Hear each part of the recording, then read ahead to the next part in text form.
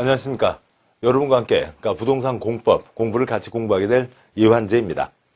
자, 이번 시간은 26회 공인중개사 시험 공법 문제에 대한 해설입니다. 전체 어떤 내용들이 시험에 나왔는지 큰 개괄적인 내용들을 보는 것을 초점으로 하도록 하시죠. 물론 이제 시험 어느 정도 공부가 되신 다음에는 한번 문제를 갖고 다시 한번 여러분이 40문제를 정해진 시간 안에 풀어보시는 것도 도움이 되겠습니다. 공법은 법이 워낙 많이 개정되기 때문에 개정된 것 참고하시면서 그 문제를 푸셔야 되겠고요. 먼저 81번 바로 보도록 하시죠. 81번 국토계획법 광역도시계획에 대한 설명으로 틀린 것은 이 되어 있습니다. 틀린 것은 2번이 틀렸는데요. 2번 광역계획권은 광역시장이 지정할 수 있다. 틀렸죠. 광역계획권은 둘 이상의 특별시, 광역시, 시군을 대상으로 지정합니다. 따라서 그게 하나의 도 안에 있는 둘 이상의 시군이면 도지사가 지정을 하고, 또 시도가 다르면 더 시도의 윗사람, 국토부 장관이 광역계획권을 지정을 하게 되는 거죠. 그렇게 되지. 시장이 광역시장이 같은 급인데 다른 사람을 부를 수는 없는 겁니다. 광역계획권은 국토부 장관, 도지사가 지정한다. 권, 국도라고 하는 암기 코드로 정리하시게 되는데요. 광역시장이 지정한다. 틀렸습니다. 82번 문제요. 국토계획법 도시군관리계획에 대한 설명으로 틀린 것은 있는데요. 도시군관리계획 틀린 것은 1번이 틀렸습니다. 도시군관리계획 결정의 효력은 지형도면을 고시한 날의 다음 날부터 발생한다. 효력 상실은 그날 밤 12시 다음 날 0시, 효력 시작도 다음 날 0시 다음 날부터가 많이 있습니다만, 도시군관리계획은 지형도면을 고시한 그날부터 발생을 하게 됩니다. 예를 들어서 도로를 만든다. 개인 땅, 99번지, 100번지, 101번지 땅이 있으면, 도로가 이렇게 지나간다라고 하는 자세한 지도가 지형도면인데요. 지형도면 고시한 날부터 효력이 발생하게 되는 거죠. 1번이 틀렸고요. 83번이요. 국토계획법 기반시설 부담구역 설치가 필요한 기반시설에 해당하지 않는 것은 있는데요. 틀린 것은 동그라미 3번 대학이 틀렸습니다. 기반시설 부담구역은 개발행위 허가제에 걸리는 내용입니다.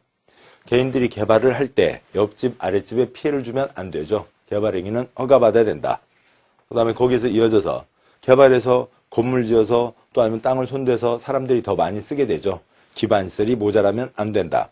개발해서 건물 짓는 사람들에게 기반시설, 당신들 때문에 기반시설 설치를 해야 되니까 기반시설 설치 비용을 내라.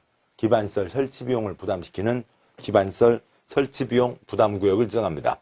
그래서 200제곱미터 초과하는 신축, 증축 하는 사람에게 돈을 받아서 기반시설을 설치하는데요. 그 지역에 필요한 도로, 수도, 하수도 등등등은 꼭 들어가야 되지만 대학은 거기에 꼭 들어갈 일은 아닌 거죠. 그래서 3번 대학이 틀린 거고요. 84번 문제요.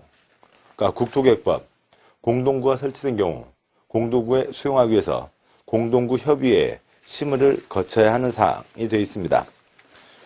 84번 문제. 공동구 협의회에 심의를 거쳐야 된다라고 되어 있는데요. 보시죠.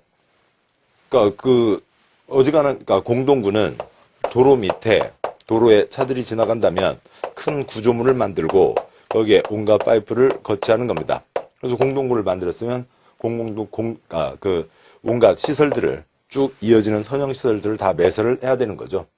그런데 정해진 시설들은 반드시 매설해야 된다. 특별한 거는 공동구 협의회의 심의를 거쳐 매설 여부를 결정한다라고 되어 있는데, 그 중에 뭐가 포함되냐면 가스관과 다음에 하수도관이 포함됩니다. 얘네들은 가스와 하수도관은 이게 폭발의 위험이 있잖아요. 잘못해서 넣었다가 이게 터지면 다른 모든 시설들도 다 큰 손상을 입게 되고 지역 전체가 마비가 되는 거죠. 그래서 가스관과 하수도관은 폭발 위험이 있으니까 얘네들은 따로 판단을 해야 된다가 되는 거죠. 그래서 84번은 동그라미 4번 가스관, 하수도관은 별도의 판단을 한다라고 하는 게 걸리게 됩니다. 그 다음에 85번 문제요. 국토계획법 다음 괄호 안에 알맞은 것은 이라고 되어 있네요. 그러니까 박스 도시지역 내 지구단위계 구역 지정이 한옥마을의 보존을 목적으로 하는 경우 지구단위계획으로 주차장법 규정에 의한 주차장 설치 기준을 몇 %까지 완화하여 적용할 수 있다고 되어 있는데요. 한옥마을이요. 안동 하회마을, 전주의 한옥지구, 현대 생활을 하다 보니까 트럭도 가고 그래야 되긴 하겠습니다만 기본 예전 한옥을 그대로 보존하자고요. 그러면 조선시대 때 있어 대상으로 하는 그런 사극들 떠올리시면 되죠. 그러면 조선시대에 어느 사극을 대상으로 해서 뭐가 드라마가 나오는데 거기에 자동차가 있었나요? 없었죠. 자동차는 하나도 안 들어갈 수 있는 겁니다. 그래서 100%를 완화하여 적용할 수 있다라고 하는 거죠. 그래서 주차장 하나도 만들지 않을 수도 있다라고 하는 겁니다. 뭐 보행자 전용 도로를 하는 경우나 또 아니면 차 없는 거리라든지 아니면 한옥마을 보존 경우에는 주차장 하나 없어도 그러니까 지장이 없는 거죠. 그래서 85번은 동그라미 5번 100%까지 완화하여 적용할 수 있다가 됩니다. 그러니까 86번 문제요.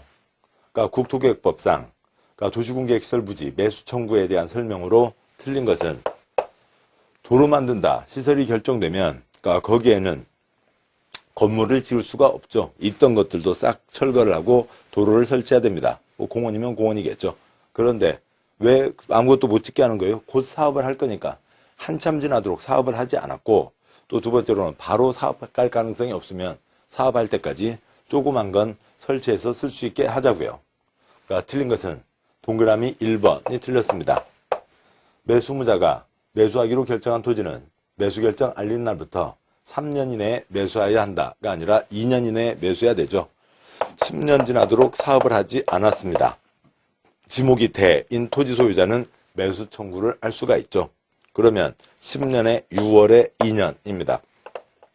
6월 안에 산다 안 산다를 대답을 하는 거고요. 사기로 했으면 그거는 2년 안에 사야 됩니다. 3년이 아니라 2년이죠. 워낙 많이 나온 중요한 내용입니다. 그러니까 86번은 답이 1번이 틀린 내용이었고요. 그러니까 다음에요. 그러니까 87번 보시죠. 그러니까 국토계획법 도시군관리계획으로 결정해야 되는 사항만을 그러니까 모두 고른 것은 있습니다. 도시군관리계획 사항이고요. 뭐 앞글자로 하면 뭐 여러 가지 이제 그 순서를 바꿔서나 뭐 편하신 대로 외우겠습니다만 저는 용용용 입지기계정이라고 하고 있습니다. 그러니까 용도지역, 용도지구의 지정 변경, 용도구역의 지정 변경, 입지규제 최소구역과 거기에 대한 계획, 지구단위 계획구역과 거기에 대한 계획, 기반시설 설치정비 개량, 개발사업, 정비사업은 도시군관리계획으로 결정해야 되는 사항들이죠. 다 우리 생활에 아주 중요한 겁니다. 재산권에 직접 영향을 미치는 겁니다. 신중하게 결정해야 된다라고 하는 거죠. 동그라미가 박스의 기억번, 도시자연공원구역은 용도구역이죠. 니은번, 개발밀도관리구역은 앞에 문제에 있었던 기반시설 부담구역과 함께 개발행위 허가제에 걸리는 거지 도시군관리계획 사항이 아닙니다. 그러니까 니은이 틀린 거고요. 디귿번, 그러니까 개발사업에 대한 계획, 그러니까 리을번, 기반시설, 설치, 정비, 개량에 관한 계획들은 다 도시군관리계획 사항이 되는 거죠. 그러니까 니은 빠지고 답은 5번이 됩니다.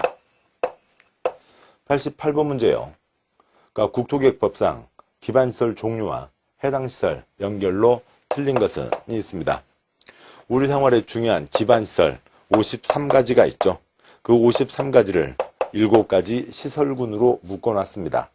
그러니까 그 중에 틀린 것은 동그라미 1번 교통시설의 폐차장, 동그라미 1번이 틀렸네요. 폐차장, 차니까 교통, 이건 아니죠. 그러니까 차가 다니는 게 교통이잖아요. 그러니까 그래서 폐차장은 우리가 쓰고 남은 것을 이제 버리는 거죠. 버리니까 얘는 환경기초시설에 해당합니다.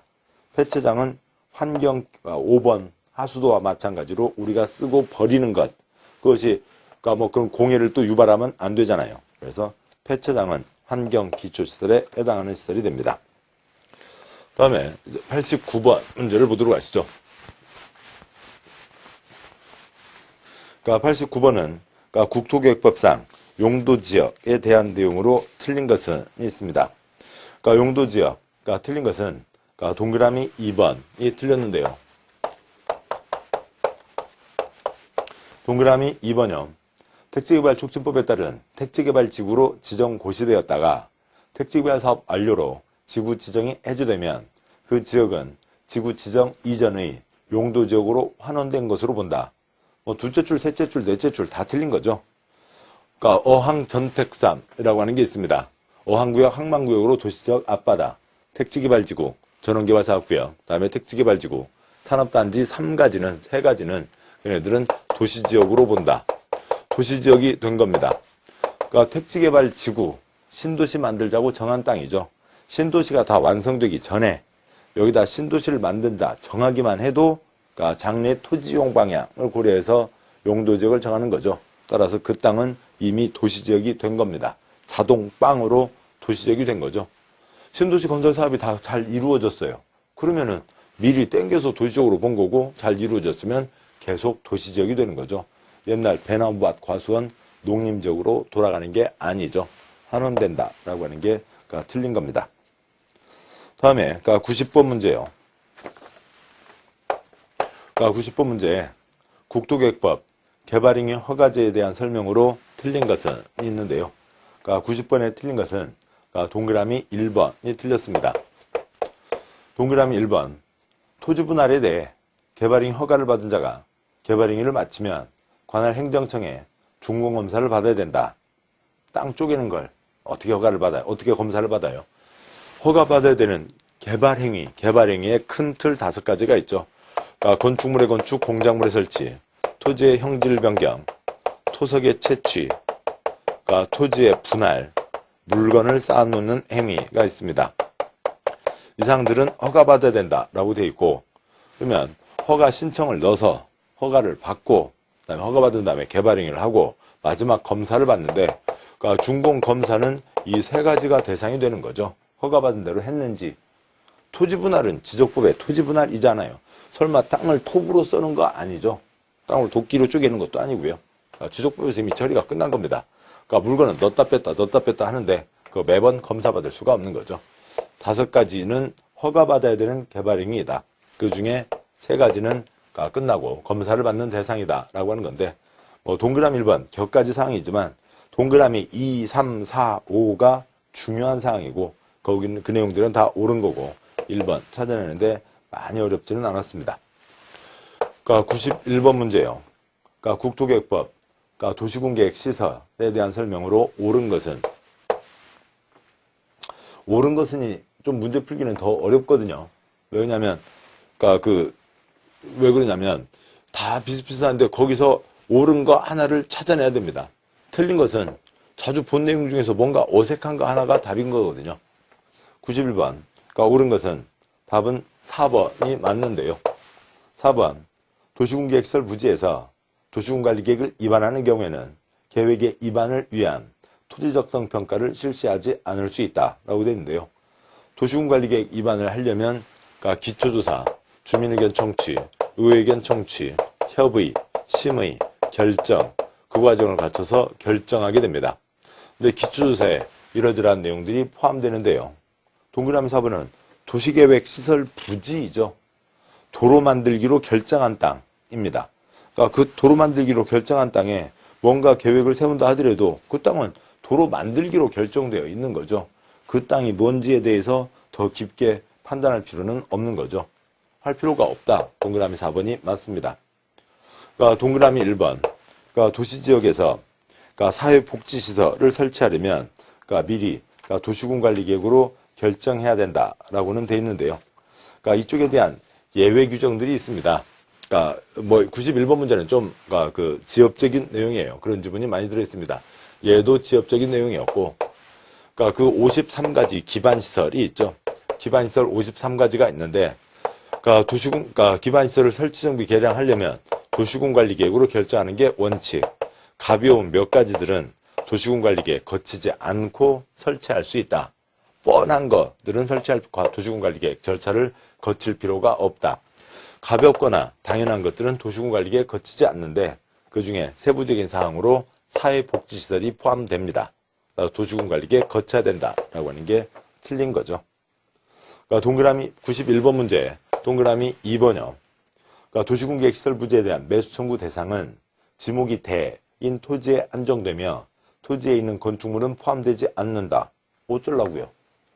지목이 대인 땅에 대해서 매수 청구하는데 지목이 대인 땅에 있는 건물은 매수 청구할 수 없다. 그러면 그 건물을 제대로 쓰지도 못하는데 어떻게 해요? 안 되는 거죠. 토지나 토지에 있는 건축물 다 매수 청구할 수가 있는 거죠. 그러니까 그 땅을 지금 이용할 수 없게 됐잖아요. 시설 부지로 결정되는 순간 건물을 짓지 못합니다. 그런데 10년 지나도록 사업도 안 했고 지목이 대인 땅이라고요. 이 사람들아 10년 지나도록 뭐하고 있냐. 답답하다. 내 땅, 내 건물 사가라 하는 거죠. 건축물에 대해서도 매수 청구할 수 있습니다. 동그라미 3번. 그러니까 용도지역 안에서의 건축물의 용도 종류, 규모의 제한에 대한 규정은 도시군계획 시설에 대해서도 적용된다. X 틀렸죠. 용도지역, 용도지구는 개인의 사적인 토지용을 규제하는 거죠. 그런데 도시군계획시설은 공적시설입니다. 그러니까 용도지역 행위제한의 대표적인 예로 주거지역에 나이트클럽 못 짓는다. 그 다음에 그러니까 농림지역에 큰 업무시설 못 짓는다. 라고 하는 것들이 있는데 필요하면 농림지역이라도 군청 들어가야죠. 그러니까 그다음에 보건소 들어가야죠. 도시군계획시설은 공적시설이니까 개인의 토지용에 대한 제한, 규정을 적용하지 않습니다.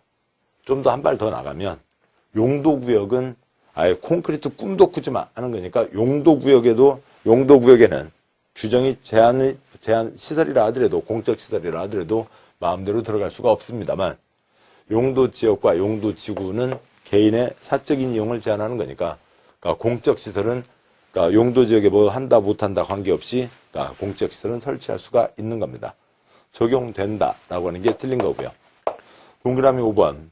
도시군계획시설 사업 시행자가 행정청인 경우 시행자 처분에 대해서 행정심판을 제기할 수 없다. 없다 틀렸죠. 관청의 처분에 대해서 행정심판, 행정소송 다 제기할 수 있는 헌법에 보장된 기본 권리입니다. 여러 가지 것들이 틀렸고 그래서 4번이 맞는 건데 뭐 각각마다 좀 그 세부적인 지역적인 사항들이 많이 있었습니다. 다음 문제 보시죠. 그러니까 92번 문제요. 그러니까 92번. 갑은 그러니까 A도 B군의 토지 110제곱미터를 소유한 자로 관할 A 도지사는 갑의 토지 전부가 포함된 녹지지역 일대를 토지거래 허가구역으로 지정하였다. 국토계획법상 그러니까 이에 대한 설명으로 틀린 것은 토지거래 허가제 내용으로 틀린 거네요. 그러니까 92번에 그러니까 틀린 것은 동그라미 3번이 틀렸습니다. 동그라미 3번이요. 허가구역에 거주하는 농업인 을이 허가구역에서 농업을 경영하기 위해 갑의 토지 전부를 임의 매수하는 경우 토지거래계약 허가가 필요하지 않다. 토지거래 허가제가 있는 거잖아요. 그러니까 토지거래 허가구역에서 A 땅을 그러니까 B가 살 때는 뭐 여기서 그러니까 여기 표현에 맞게 하면 갑을이라고 하죠. 그러니까 갑의 땅을 을이 살려고 합니다. 투기 잡자는 거니까 그러니까 실수요인지 아닌지를 구분하자는 거죠. 그러니까 7가지면 허가. 그러니까 7가지가 아니면 싹 투기적 수요라고 보고 불허가를 때리는 겁니다. 그 7가지 중에 농업이 포함되는 거죠. 농업일 때는 허가를 받을 수가 있습니다. 그걸 똑같이 달리 얘기하면 허가받아야 되는데 농업일 때 허가받을 수 있으니까 농업은 허가받아서 토지를 취득할 수가 있다고요.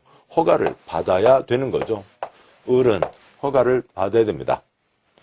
그다음에 허가제를 적용하지 않는다가 걸리는 거는 어떤 경우냐면, 그러니까 이 C와 D의 계약, 그러니까 E와 F의 계약에서 C와 D의 어느 한쪽이나 양쪽이 행정청이나 공기업 등 공적 주체이면 관청은 관청에게 허가받지 않는다.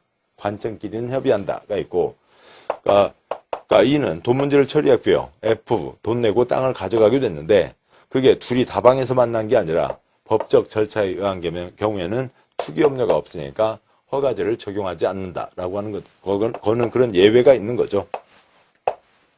7가지일 때 허가받을 수 있는 거고 그 7가지에 해당하는 사항들은 다 허가를 받아야만 토지를 취득할 수가 있는 겁니다. 그러니까 92번에 그러니까 틀린 것 3번이었고요. 자, 여기까지 해서 12문제 국토계획법 내용을 보셨고 93번 개발법입니다. 개발법상 환지처분 효과에 대한 설명으로 틀린 것은 있습니다. 그러니까 동그라미 2번이 틀린 거죠. 환지처분은 행정상 처분으로서 종전토지에 전속하는 것에 대해서 영향을 미친다. X요. 환지, 종전토지에 있던 소유권과 기타 권리, 개인의 사적 권리를 민법에서 배우시는 소유권, 그다음에 용익물권, 제한물권, 그런 사적 권리를 새 토지로 옮겨주는 게 환지입니다. 그런데 여기는 그러니까 A시였고 여기는 B시일 수 있죠. 아니면 A시의 그러니까 그 기역동이고 A시의 니은동 땅이 바뀌어지잖아요. 주소 뜯어갈 수 있어요? 주소는 뜯어갈 수가 없죠. 주소는 뜯어갈 수가 없는 겁니다. 사적 권리를 옮기는 거지 행정상 처분 등으로 종전토지에 전속하는 거는 그 자리에 남아있는 거죠. 그거에는 영향을 미치지 않는다. 내용을 이해하시면 그렇게 어려운 건 아닌데 아무튼 공법에 보면은 내용들은 그렇게 복잡한 게 아닌데 써져 있는 표현이 어려운 거죠. 그 생소한 표현들에 빨리 익숙해지셔야 됩니다. 그러니까 94번 문제요. 도시개발법상 토지 등의 수용 사용 방식에 따른 도시개발사업 시행에 대한 설명으로 옳은 것은 있네요. 도시개발사업 시행에 대한 겁니다. 옳은 것은 그러니까 동그라미 4번이 맞습니다. 시행자는 학교를 설치하기 위한 조성토지를 공급하는 경우 해당 가격을 그러니까 부동산 가격 공시법에 따른 감정평가업자가 감정평가한 가격 이하로 정할 수 있다. 수용 땅을 다 매입을 해서 협의해서 매입을 하든 강제로 매입을 하든 대지 조성을 해서 새로 이제 필요한 사람들에게 공급하는 거죠. 공급 가격은 감정 가격이 기본입니다. 근데 좋은 일 하자는 쪽은 그쪽에다가는 싸게 팔아라 라고 하는 거죠. 학페이, 학교, 폐기물 처리시설, 이주단지 조성, 기타 경우에는 싸게 팔을 수 있다. 감정 가격 이하로 할 수 있다. 맞습니다. 틀린 것들이요. 그러니까 동그라미 1번. 그러니까 지방자치단체가 시행자인 경우 토지상환채권을 발행할 수 없다. 모든 시행자 다 발행할 수 있습니다. 토지상환채권 뭐예요? 그러니까 판교 상가딱지, 신도시 상가딱지를 떠올리시면 되겠죠. 동그라미 2번. 지방자치단체가 토지를 수용하려면 사업대상 토지면적의 3분의 2 이상의 토지를 소유해야 한다. 지방자치단체 X요. 민간 수용 요건입니다. 공적 주체는 이미 만들어진 것 자체가 공적 목적으로 만들어졌고 법에 의한 사업들을 공익사업을 하는 거니까 수용할 수 있는 겁니다. 따로 요건이 더 필요 없죠. 민간이 공익사업의 시행자가 돼서 개인 땅을 뺏으려면 일정한 요건이 필요하다. 민간 수용 요건입니다. 동그라미 3번. 시행자는 조성토지 공급받는 자로부터 해당 대금의 전부를 미리 받을 수 없다. 백화점 땅을 공급한다고요. 나중에 백화점, 그러니까 지을 그 업체에게 땅 계약을 맺는데 나 사업하는데 돈 필요하니까 좀 땡겨줘. 아니면 땅값 전부 땡겨줘. 아무 지장 없죠. 전부, 일부 다 미리 받을 수 있습니다. 동그라미 5번. 시행자는 지방자치단체에게 도시개발구역 전체 토지면적의 2분의 1 이내에서 원형지를 공급하여 개발하게 할 수 있다. 뭐 좀 그렇습니다만 원형지 세 글자 3분의 1이죠. 원형지 세 글자 3분의 1입니다. 94번 맞는 것은 4번이 되는 거고요. 다음에요. 95번 문제를 보시죠. 95번 문제. 도시개발법상 국토부 장관이 도시개발구역을 지정할 수 있는 경우가 아닌 것은 도시개발구역은 시도지사, 대도시시장이 지정하고 국토부 장관은 5가지 경우에 지정할 수가 있습니다. 틀린 것은 동그라미 3번이네요. 3번. 지방공사의장이 30만 제곱미터 규모로 도시개발구역 지정을 요청하는 경우 지방은 지방에서 하면 되죠. 지방은 시도지사, 대도시장과 그쪽에서 알아서 하면 되는 겁니다. 국가에 올라갈 일이 없죠. 국세 들어간 회사, 공공기관이나 정부 출연기관이 국토부 장관에게 얘기할 수 있는 거죠. 국가, 지방자치단체 그 기본선으로도 보실 수 있는 내용이고요. 96번 문제요. 도시개발법상 도시개발구역을 지정한 후에 개발계획을 수립할 수 있는 경우가 아닌 것은 2년 과정을 거쳐서 절차를 찬찬히 밟아서 신중하게 개발구역, 도시개발구역을 정하는 게 원칙입니다. 근데 2년 동안 땅값 2배가 아니라 20배도 넘게 뛸 거잖아요. 그러고 나서 투기꾼 배불리자고 사업을 할 수가 없죠. 그래서 위치를 먼저 결정하는 겁니다. 기습 발표할 수가 있는 거죠. 공모 때와 투기 잡자 할 때 기습 발표를 할 수 있습니다. 그러니까 동그라미 5번은 대상에서 틀린 거고요. 동그라미 5번, 해당 도시개발구역에 포함되는 주거지역이 전체 도시개발구역 지정면적의 100분의 40인 지역을 도시개발구역으로 지정 안 됩니다. 주상공 찌끔 포함시킬 수 있다. 30% 이하 면사무소 자리라든지 시외버스 정류장 그 자리 찌끔 포함시킬 수 있는 거지 40%는 너무 양이 많습니다. 30% 이하고요. 그러니까 97번 문제예요. 그러니까 도시개발구역 지정과 개발계획에 대한 설명으로 틀린 것은 그러니까 첫 번째 계획, 개발계획으로 위치를 결정하는 거죠. 97번에 그러니까 틀린 것은 4번이 틀렸습니다. 지정권자는 도시개발 사업을 환지 방식으로 시행하려고 도시개발계획을 수립할 때 시행자가 지방자치단체인 경우 토지 소유자의 동의를 받아야 된다.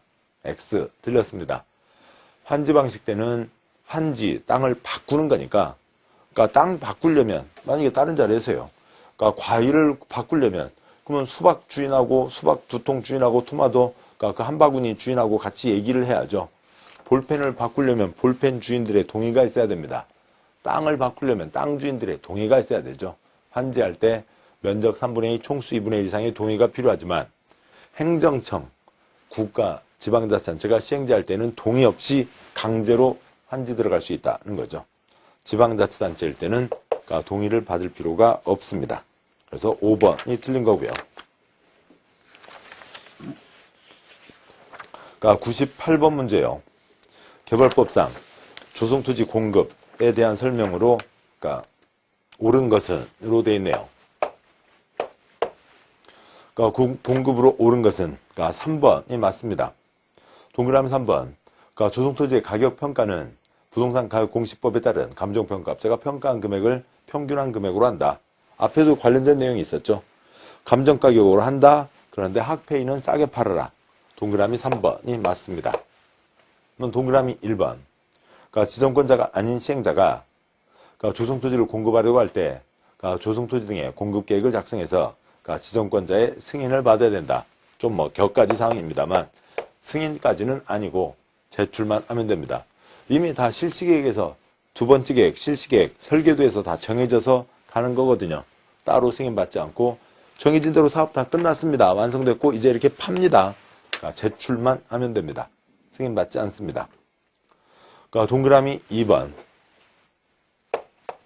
그러니까 조성토지 공급하려고 할 때 그러니까 공공택지 공급은 그러니까 추천 방법으로 분양할 수 없다. 없다가 틀린 거죠. 있다는 겁니다. 자본주의 사회죠. 새 땅 만들어졌습니다. 그러니까 누구라도 돈 많은 사람 가서 잡는 거죠. 경쟁 입찰, 이 원칙. 중소회사에게도 기회를 주자 추첨, 공공택지 등은 추첨으로 할 수 있고요. 비리의 문제가 없으면 1대1 수의계약으로 할 수가 있습니다. 그러니까 동그라미 4번. 공공, 청사 용지를 지방자치단체가 공급하는 경우 수의계약, 1대1 계약 방법으로 할 수 없다. 없다. 틀렸죠. 지금 공급 가격, 공급 방법에 대한 겁니다. 그러니까 공공청사 용지는 지방이 당연히 가져갈 거죠. 다른 사람 낄 일이 없다고요. 그러니까 수의계약으로 하는 거죠. 동그라미 5번. 토지상환 채권에 의해서 토지를 상환하는 경우 수의계약 방법으로 할 수 없다. 없다가 틀렸죠. 토지상환 채권 이미 정해져 있었고 그거 당연히 그거에 따라서 마지막 처리하는 거니까 둘이 알아서 하면 됩니다. 다른 사람들이 끼어들 게 없죠. 98번. 맞는 것은 3번입니다. 개발법 6문제를 보셨고요.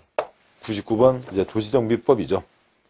99번 도시주거환경 정비기본계획 수립에 대한 설명으로 틀린 것은 정비 예정구역을 정하는 거죠. 10년짜리 시간표입니다. 그러니까 99번 틀린 것은 5번이 틀렸고요. 기본계획에 대해서 3년마다 타당성 여부를 검토해서 결과를 기본계획에 반영한다. 3년 틀렸고요. 공법에서 이러저러한 검토 규정은 여러 군데 있습니다만 그러니까 그중에서 행정계획 검토는 다 5년마다 검토하게 돼 있죠. 10년이면 강산이 변하잖아요. 5년마다 검토한다. 다음 100번 문제죠. 도시환경정비사업 시공자 선정에 대한 내용으로 틀린 것은 있습니다. 도시환경정비사업 상가재 개발, 공장재 개발 등을 얘기하는 거죠. 거기서 틀린 것은 동그라미 1번, 동그라미 1번이 틀렸고요. 동그라미 1번, 토지 등 소유자가 사업을 시행하는 경우 경쟁 입찰 방법으로 시공자를 선정해야 된다고 되어 있는데요. 조합이면은 비리를, 조합 임원진 의 비리를 막기 위해서 경쟁 입찰로 정해야 됩니다만, 토지 등 소유자는 그게 큰 땅 부자 할머니 혼자일 수도 있고 여러 명이 모일 수도 있는 거죠. 그러면 그 자체의 약속, 규약이 있습니다. 규약에서 정하는 바에 따라, 규약에서 입찰로 하자, 아니면 몇 사람 정해서 어떤 방법으로 하자, 정한 거에 따라서 가는 겁니다. 그러니까 소유자가 할 때는 그 내부 약속으로 처리하면 되지, 꼭 법에서 입찰로 하라 이렇게 정하고 있지는 않습니다.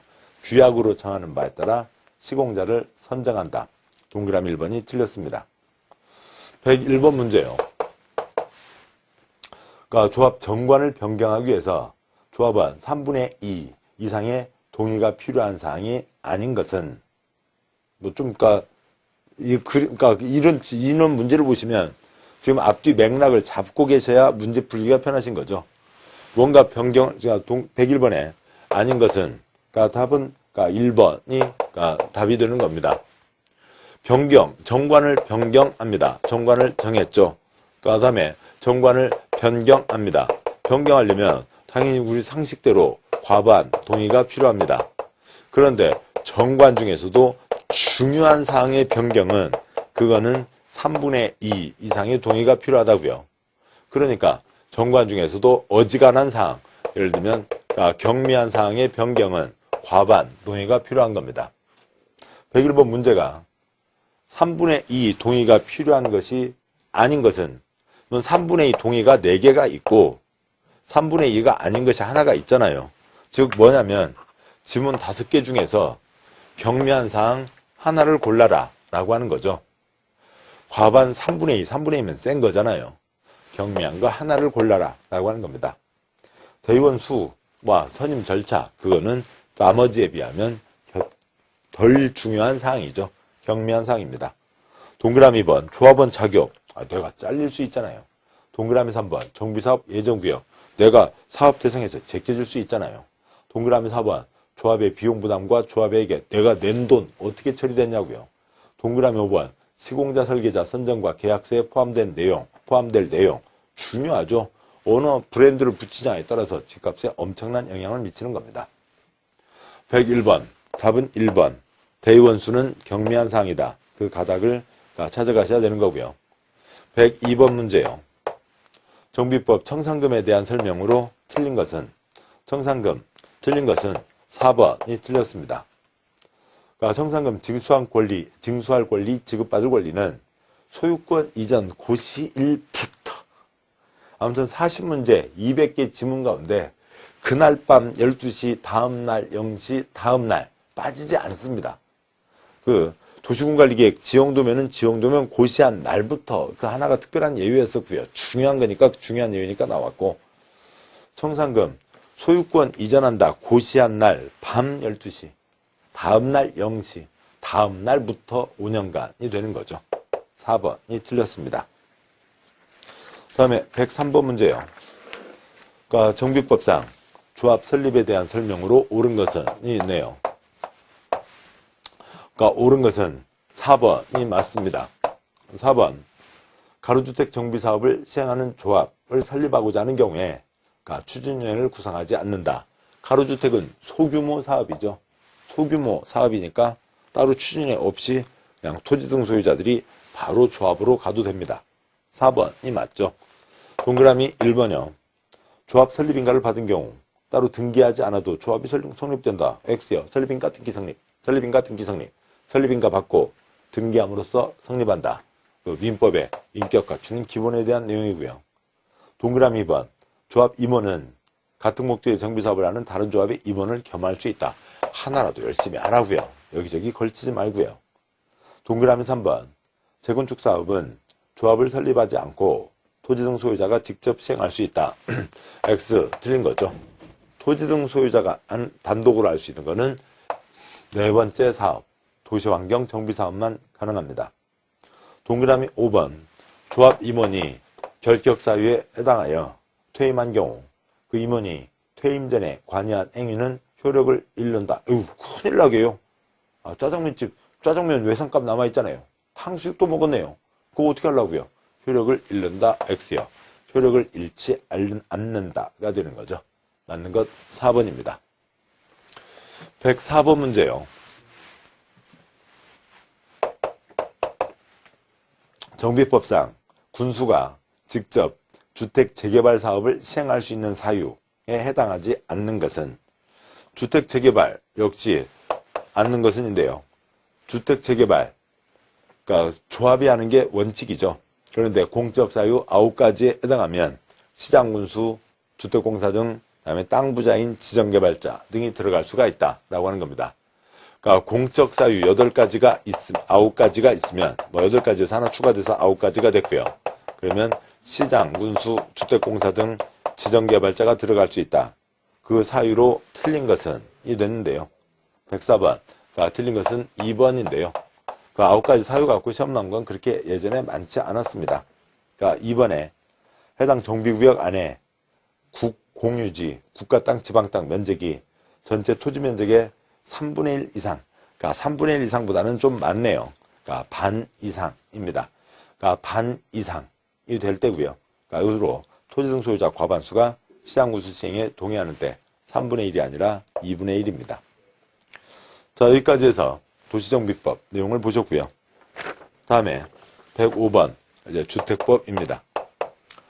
그러니까 주택법, 주택건설사업 등록과 관련하여 괄호 안에 들어갈 내용은 연간 얼마 이상의 단독주택 건설사업 시행하려는 자, 연간 얼마 제곱미터 이상의 대주정사업 시행하려는 자는 국토부 장관에게 등록해야 된다.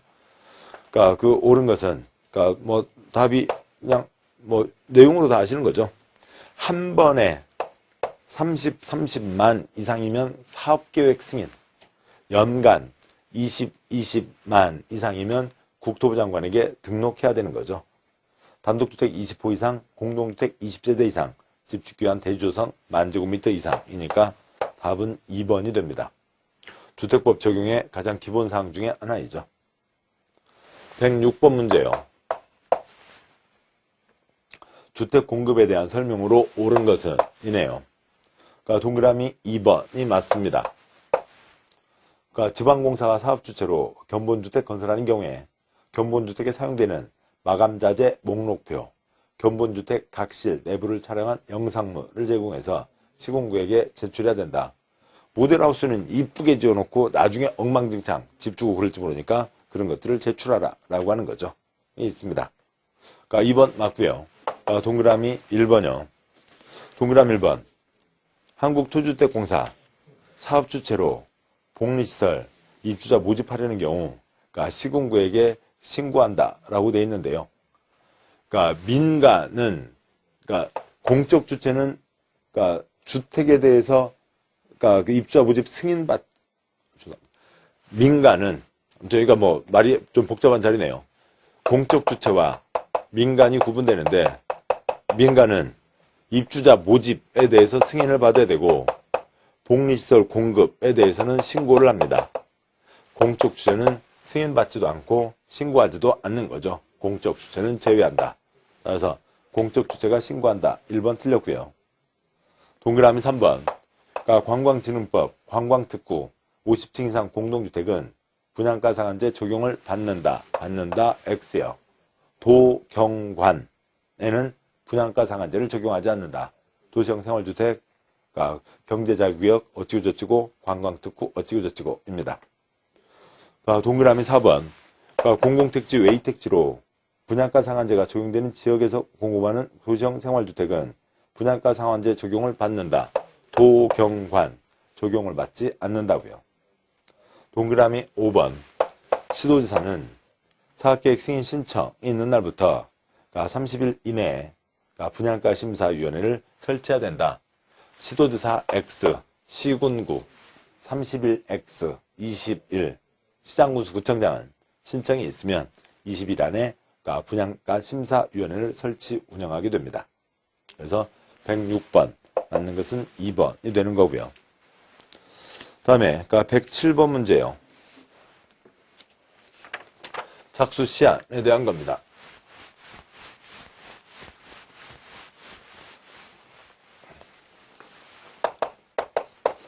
(107번) 그러니까 사업주체 갑은 사업계획 승인권자 을로부터 주택건설 사업을 분할하여 시행하는 것을 내용으로 공구별 분할이 있죠. 공구분할 사업계획 승인을 받았다.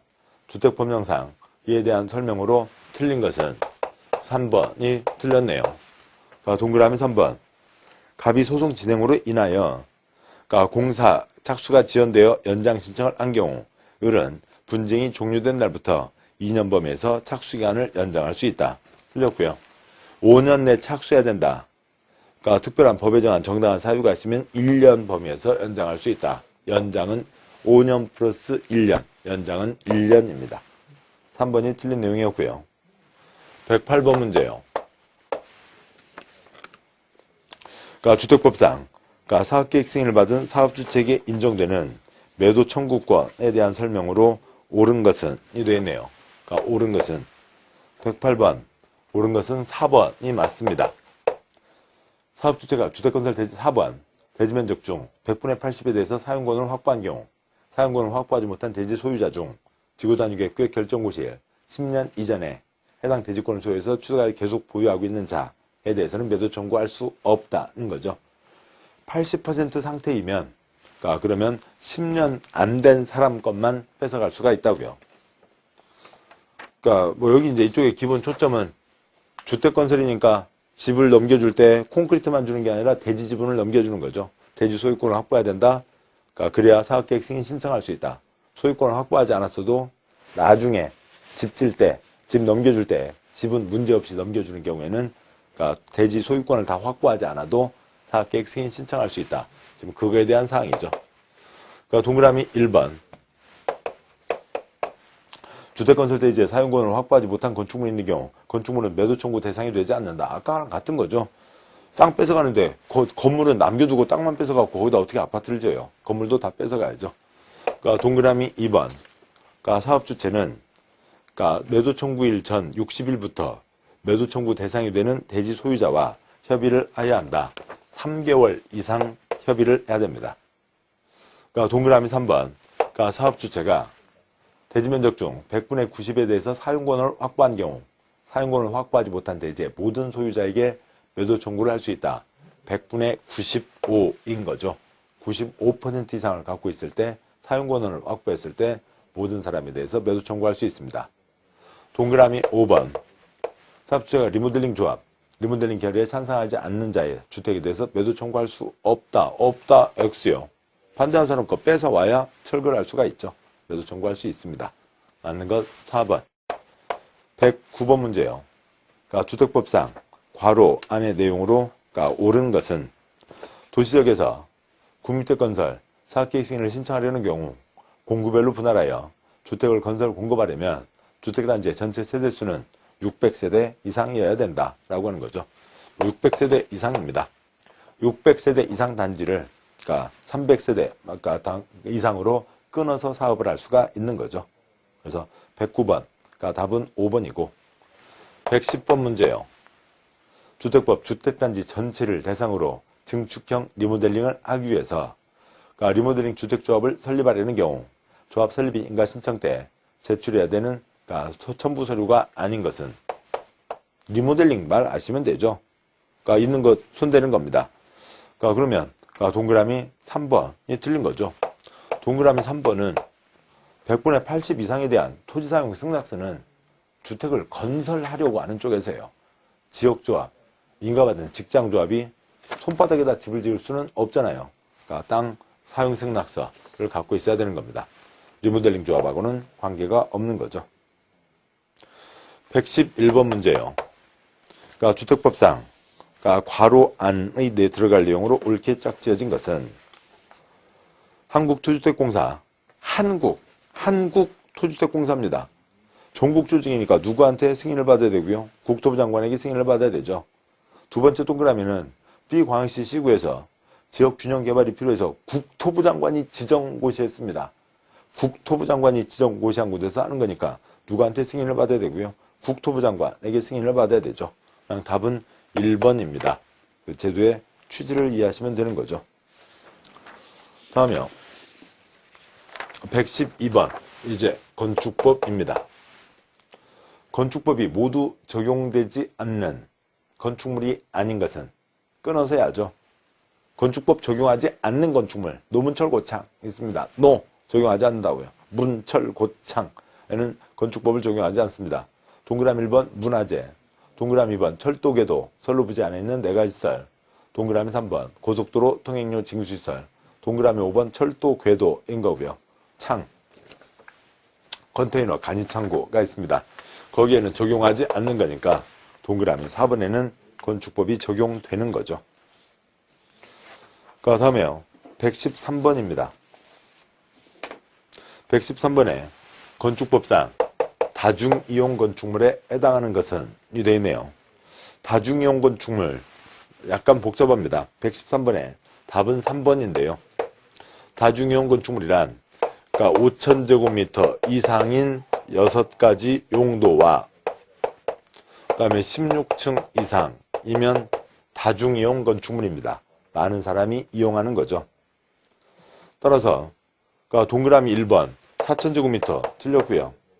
동그라미 2번 넘어가고요. 동그라미 2번, 3번 그러니까 동그라미 뭐 나머지는 다 이제 그 있으니까 동그라미 1번은 그걸로 틀렸고요. 그러니까 동그라미 2번은 그러니까 문화집회시설로 사용하는 바닥면적 합계가 5,000제곱미터인 그러니까 10층의 전시장이 있는데요. 그러니까 그 이쪽에서 다중이용 건축물에 해당하는 것은 해서요. 그 문화집회시설에 대해서는요. 그러니까 여기 써놓은 게 그러니까 전시장 그러니까 마침 이쪽 6가지 중에 세부적인 예외가 있습니다. 동그라미 1번은 4,000제곱미터여서 틀렸고 동그라미 2번은 문화집회시설 중에서 전시장은 제외한다. 동물원, 식물원 제외한다. 그게 있습니다. 그러니까 이렇게 예외적인 거죠. 예외적인 겁니다. 전시장은 쫙 그냥 크게 있고 가끔 한 번씩 행사를 하는 거잖아요. 뭐 코엑스나 그러니까 뭐 일산의 킨텍스나 그런 것들을 얘기합니다. 동그라미 3번 숙박시설로 그러니까 4,000제곱미터 그러니까 16층에 16층이니까 그러니까 다중이용시설에 해당하는 거죠. 그러니까 동그라미 4번 그러니까 동그라미 4번은 또 연구소가 틀렸다는 거고요. 그러니까 괄호 갖고 낸 지역적인 문제입니다. 동그라미 5번도 문화집회시설 중에 동물원이 틀렸다는 거고요. 그리고 괄호 갖고 낸 지역적인 내용들이고 그러니까 그래서 답은 3번이 됩니다. 그러니까 114번 문제요. 실내 건축의 재료 또는 장식물에 해당하는 것을 모두 고른 것은 인테리어 아르바이트를 한번 해보신 분이면 편하겠네요. 그냥 인테리어가 우리 얘기하는 인테리어 공사가 실내 건축이죠. 그러면은 그러니까 우리 눈에 보이는 것만이 아니죠. 그러니까 건물을 통째로 새로 짓는 게 아니라 건물에 실내 공간을 다 뜯어내고 하는 겁니다. 만들어진 가게는 들어갈 수 있지만 거기 배수시설 등등등 전기시설 다 새로 들어가는 거죠. 그래서 1층 가게 싹 나가고 1층 가게 2층이요. 2층 가게 싹 나가고 싹 뜯어서 새로 다른 가게가 들어옵니다. 그때 물 내보내야죠. 배수시설. 그러니까 팬 후황이라고도 합니다만 팬 돌아야죠. 환기시설. 난간 그 밖으로 떨어지면 않으면 난간 해야 되죠. 창문 있어야 되죠. 전기 들어와야 되죠. 다 포함되는 겁니다. 그러니까 다 그 대상에 포함되는 거죠. 114번에 5번 다 대상에 포함되는 사항입니다. 지역적인 사항이었고요. 그러니까 건축법에서 지역적인 문제들이 좀 많이 나왔습니다. 115번에 건축물에 가구 세대 간 소음 방지를 위해서 경계벽을 설치해야 되는 곳이 아닌 것은 경계벽을 설치해야 되는데 그러니까 기본적으로 해야 되는데 그게 아닌 곳이 있습니다. 조용히 주무시는데 꿍꽝 그러면 잠을 잘 수가 없잖아요. 그것 때문에 이러저런 갈등이 생기는 거죠. 동그라미 1번 숙박시설에 객실 출장 와서 잡니다. 동그라미 2번 기숙사 침실과 공장에서 일하고 자야 되죠. 동그라미 4번 교실 그러니까 애기들 공부하고 시험 보고 있습니다.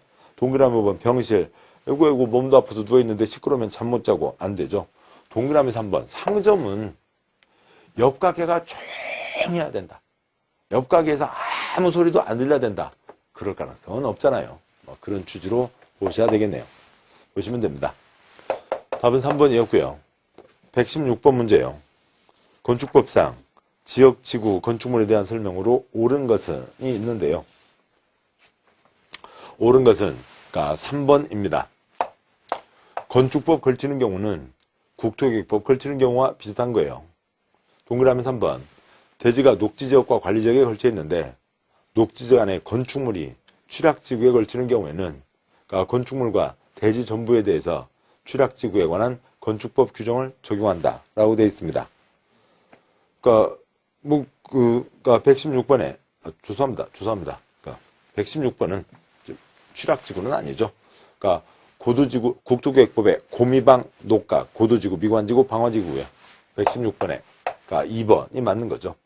하나의 건축물이 미관지구와 그 밖의 구역에 걸치는 경우 그 건축물과 대지 전부에 대해서 미관지구 안에 건축물 대지 규정을 적용한다.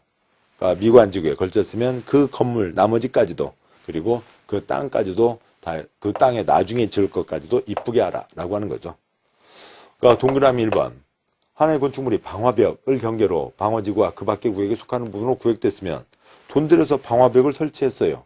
그러면 저쪽은 소방설비를 더 추가로 갖추지 않아도 되죠. 건축물 전부에 대해서 방화지구 규정을 적용한다. 틀렸고요. 이쪽 부분만, 방화지구 쪽만, 건너편은 그러하지 않다. 동그라미 3번.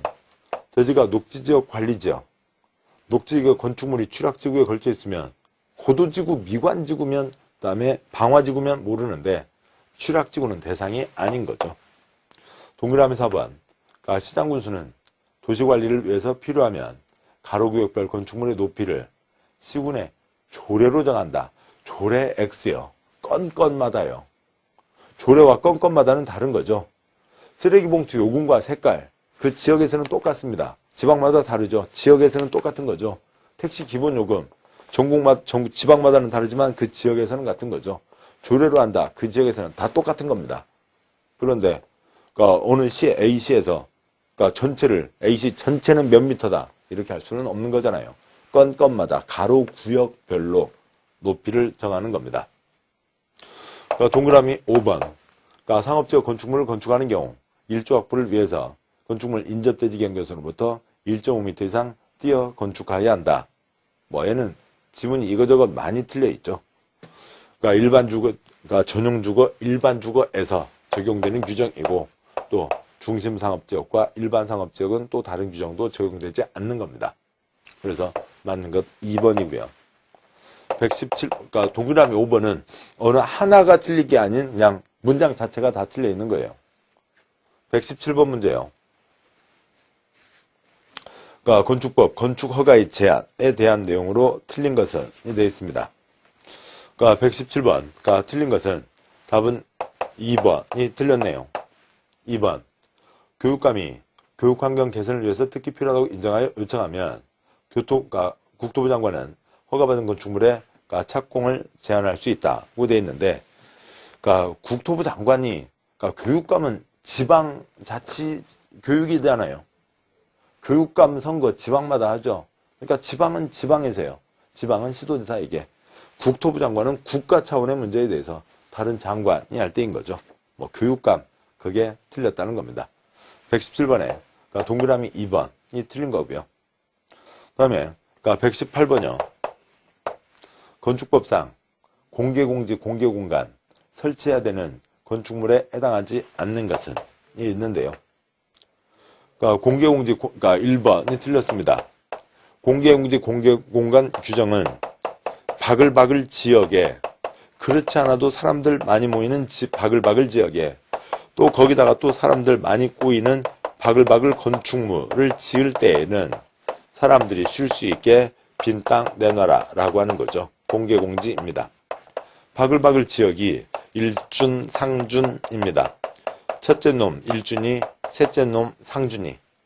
일반 주거, 준주거, 상업지역, 중공업지역에 바글바글 건축물 5,000제곱미터 이상 6가지와 다중이 이용하는 시설을 지을 때에는 인 거죠. 그냥 일준, 상준으로가 답이 되는 거예요. 동그라미 1번에 일반 공업지역은 대상이 아닌 거죠. 동그라미 2번 일반 주거, 동그라미 3번 준주거, 4번 상업지역, 5번 상업지역 다 대상입니다. 일준상준으로 끝난 거고요. 119번 이하 농지법 두 문제가 있죠. 그러니까 119번 문제요. 네, 자료가 많습니다. 그 참고 자료로 있는 그 해설지들 꼭 참고들 하시기 바라고요.